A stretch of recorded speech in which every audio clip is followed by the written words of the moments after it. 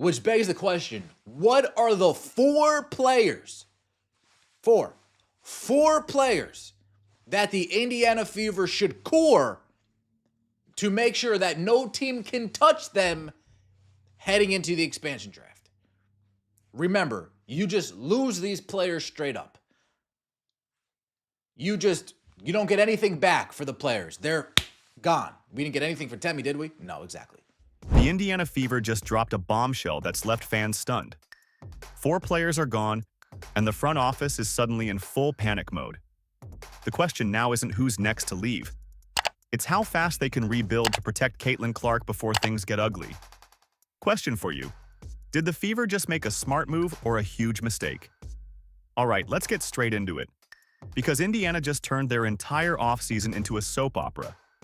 4 key players from the Fever roster are now unrestricted free agents, and their contracts have officially expired. We're talking about Sydney Colson, Odyssey Sims, Brian Turner, and Bry Hall. And before anyone tries to calm things down by saying, it's just business, no, this is a full-on shakeup. Shot clock down to 6 for the Fever. Turner, up fake, Turner kicks it, Hall three-pointer. These aren't bench warmers. These are players who helped carry the team through a brutal season filled with injuries, fatigue, and drama. And now they might not come back. Let's break it down. The Fever made a huge push last season, even without Caitlin Clark down the stretch. They managed to fight their way into the WNBA semifinals, pushing the Las Vegas Aces to 5 games, which honestly shocked a lot of people. They weren't supposed to be there. They were supposed to crumble after Clark's injury, but they didn't. They hung in there because players like Sims and Turner stepped up. Now, those same players might be gone. Feel to be back in Las Vegas? It feels great to be back, but I'm going to pivot to something else. Callie, is that cool? Yes. All right. On behalf of my teammates and every member of our union, I want to be clear. We remain committed to negotiating the next CBA with the league and the teams in good faith and privately. We know that our league is growing, and we believe that it's imperative that our CBA reflects the growth that we've experienced in the league, and that players should be seeing part of those earnings. And so I am excited to be back here, but unfortunately there are more pressing things going on with our league. All 4, Colson, Sims, Turner, and Hall, are heading to Athletes Unlimited Pro Basketball, a 5-on-5 league based in Nashville that runs during the WNBA offseason. If you're not familiar, AU Pro Basketball is basically a short season tournament where players rotate teams weekly and earn points based on performance. It's competitive, fun, and a good way for players to make extra money between seasons. But here's where it gets tricky. When players go to other leagues, it's not just about money. It's about opportunity. It's about keeping their options open. And in this case, all 4 are unrestricted free agents, which means they can sign with anyone once the WNBA's free agency window opens. And that window opens in February, right before AU starts. So now Fever fans are asking, did Indiana just lose 4 of their most reliable veterans? Let's not forget, this team already has chemistry issues and injuries. They barely held it together last season after Clark went down. Now they're losing experience, leadership, and depth.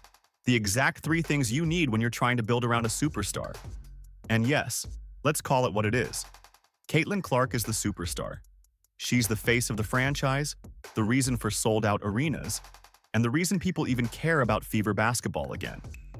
So this isn't just about filling roster spots. It's about protecting your most valuable asset, your generational talent. If Clark doesn't have a solid roster around her, this could go downhill fast. And Indiana knows it. They've got money, plenty of cap space, in fact. But money doesn't fix bad roster decisions. Now, to be fair, not everyone's job is safe. Even Kelsey Mitchell, one of the team's most consistent scorers, has found herself in trade rumors. Averaged 20.2 points per game last season, 3.2 assists for somebody who never passes the ball, from what I'm told. She averaged over 3 assists last year. She never passes the ball. You'd think she'd average 1.5, 1.2.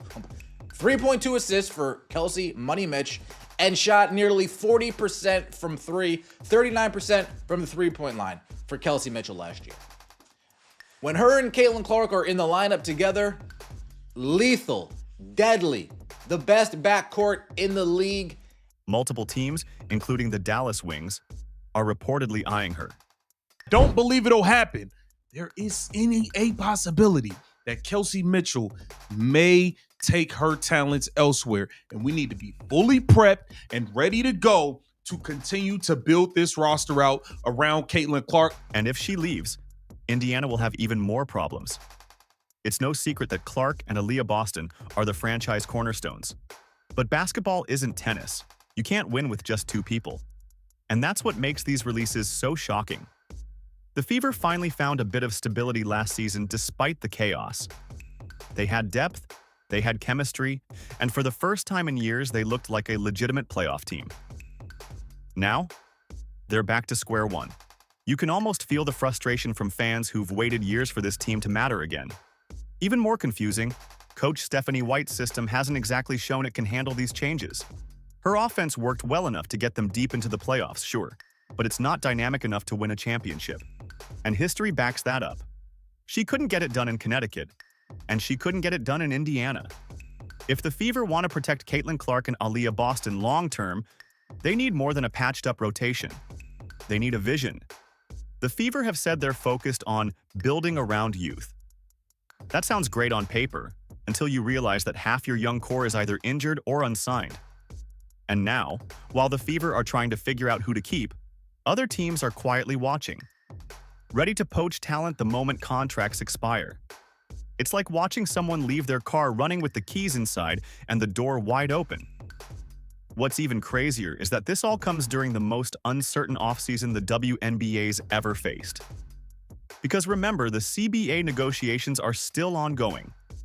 Until a new deal is signed, teams can't officially move forward with free agency. So technically, no one can sign, trade, or extend contracts right now, which means the Fever are frozen in place. They can't re-sign anyone, and they can't plan their roster until this mess gets sorted out. That's the worst possible situation for a young team trying to stay competitive. So let's recap the nightmare here. 4 players gone. Free agency frozen. Key scorer possibly on the trade block. And a superstar who's recovering and watching it all unfold.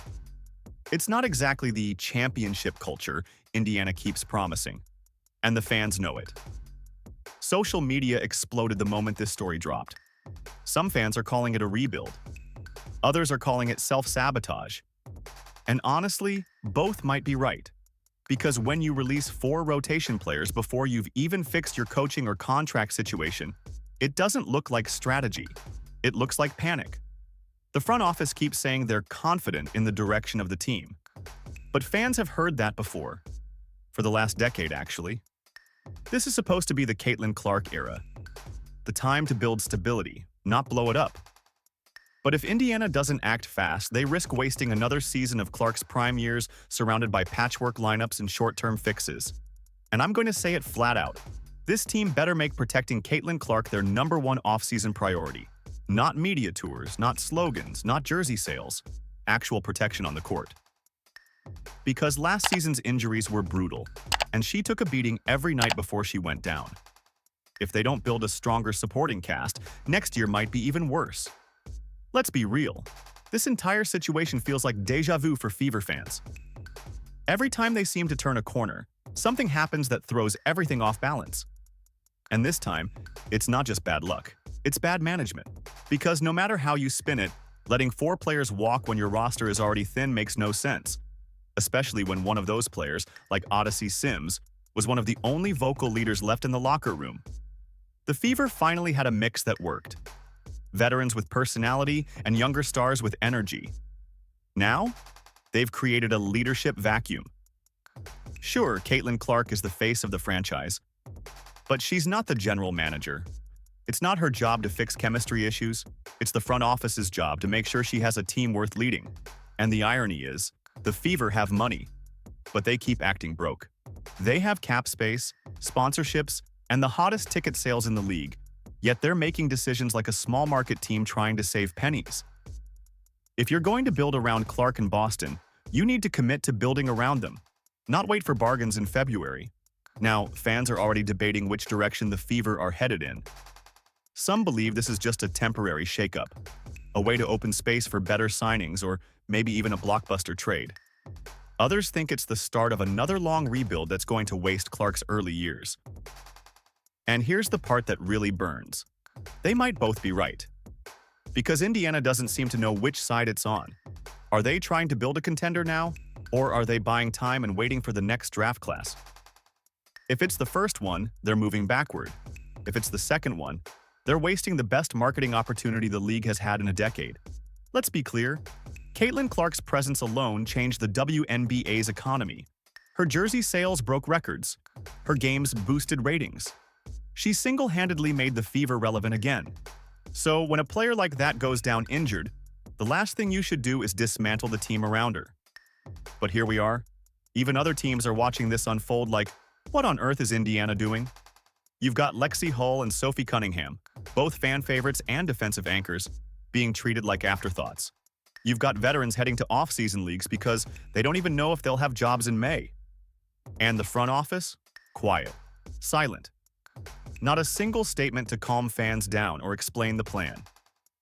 Meanwhile, Coach Stephanie White is left trying to make sense of a roster that might look completely different by training camp. Let's talk about her for a second. White's system works fine on paper, but it has limits. She can't coach a run-and-gun style when half her team is gone and the rest are rehabbing from injuries. If the Fever don't help her by bringing in depth and shooters, it won't matter how good Clark and Boston are. They'll be outgunned by teams with stronger rotations. Again. The Aces, Liberty, and Wings aren't standing still. They're stacking rosters, locking up talent, and building chemistry. Meanwhile, Indiana's over here playing musical chairs with contracts. This isn't how you win a title. This is how you frustrate your fan base. Now let's talk about something the front office probably doesn't want to hear. The CBA situation. Because it's not just player contracts causing chaos. The WNBA's entire financial structure is hanging in the balance. If negotiations drag on, free agency will stay frozen, meaning these 4 released players can't officially re-sign, even if they wanted to. So while the Fever are waiting to figure out who's returning, the rest of the league is preparing backup plans. And here's where Adam Silver might have to step in again, because this situation affects everyone. The Fever can't finalize deals, the players can't plan their futures, and the league can't promote next season properly. It's chaos disguised as business. And that chaos hits the Fever harder than anyone else because their entire brand depends on momentum, the Caitlin Clark wave that carried them through 2024. But momentum fades fast when fans see headlines like 4 Fever players gone and team in limbo ahead of free agency. The longer this drags on, the more trust they lose, not just from players, but from fans, sponsors, and even media outlets that finally started taking the WNBA seriously. Let's also not ignore the bigger question here. Is the Fever front office really protecting Caitlin Clark? Because right now, it doesn't look like it.